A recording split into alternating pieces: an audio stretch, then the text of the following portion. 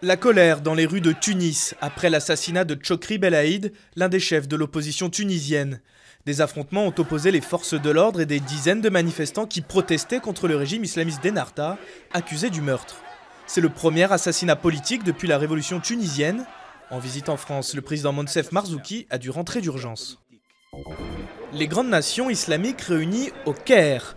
Elles doivent y débattre d'une solution rapide au conflit syrien.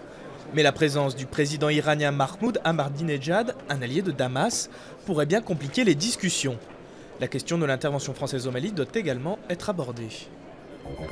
Les salariés de Petroplus partageaient entre soulagement et angoisse. Les dossiers des 5 repreneurs sont actuellement examinés par l'administrateur judiciaire. L'offre la plus sérieuse semble être celle d'un groupe gazier égyptien. Les syndicats espèrent une réponse du tribunal d'ici la fin de la semaine. Serait-ce le début de la fin du cauchemar pour Jérôme Cahuzac? Les autorités suisses ont transmis au fisc français toutes les réponses concernant un éventuel compte en banque. Ce document révélerait qu'il n'a pas détenu de compte chez eux, contrairement à ce qu'affirmait Mediapart. Le ministre du Budget, lui, se dit confiant sur le contenu de ce document.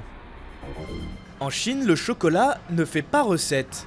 Les Chinois en consomment en moyenne 100 grammes par an, soit l'équivalent de 2 barres chocolatées, ce qui ne fait pas le bonheur des quelques boutiques spécialisées de Pékin. Pour l'instant, seul le chocolat au lait rencontre son petit succès.